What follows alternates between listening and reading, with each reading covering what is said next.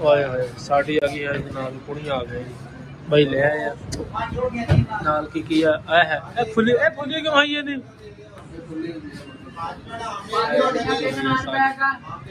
बल्कि नाश्ता point show coat आए है चने भी नाल देते हैं नाल सही हलवा दिता दो कुड़ियां आ गई तकरीबन 120 रुपए के कोई ज़्यादा महंगा नहीं है अभी खा के तुम दिखाने किस तरह एक लुकमा ज़्यादा बोली हुई है ना बिठा ली है ज़्यादा कराती है इन्होंने टुटी जाती है की किता पे यार कुड़ी का ना अच्छी मलाई है मलाई लाई इनू देख रहा सारी पता नहीं की करता इन्होंने कुड़ियां का अगे तो बड़ी प्यारी बनाते हैं देखो सारी ਅਸੀਂ ਖਾ ਕੇ ਮਜ਼ੇਦਾਰ बाकी तुम खा के ना फिर तुम दिखाने हैं ओके जो भी ताजी नाश्ता फिनिश कर लेता है खा लिया बिल्कुल फिर बंदे आने अगे सामान लैन शोरकोट माशाल्लाह हाफिज़ आए हुए खाना खाने इधर बरकाने दे नान वगैरह लेके बैठे हैं स्पेशल अच्छे वाला पराठा और नान आ गया साइड पे नान आ गया जी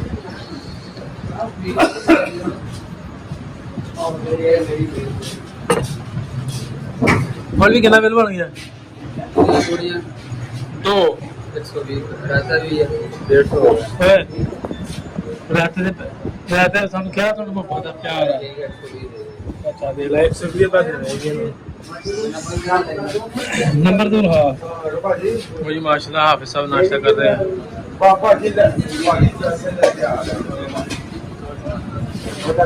पैसे कटाइए ना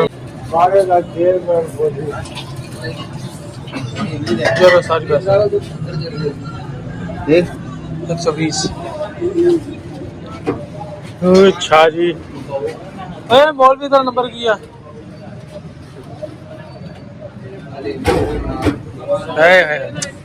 हलीम आ गया साजी हलीम हाय हाय साजी ले चले नंबर कैसे किया होगा नंबर बोल दे 031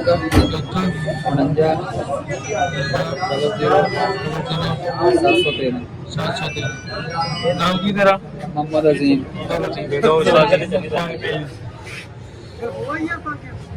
ऐसे चले साजी हलवा पूरी वगैरह कर दे हेलो सामी को दुकान हाँ मैं पहुंच गया हूँ बस चलना हो तो कटवान सारी साढ़े टीचर हो रही कटाई वाले भी वाले भी मेरा ख्याल वाले कट ये सब सीधे हो जाने के बाद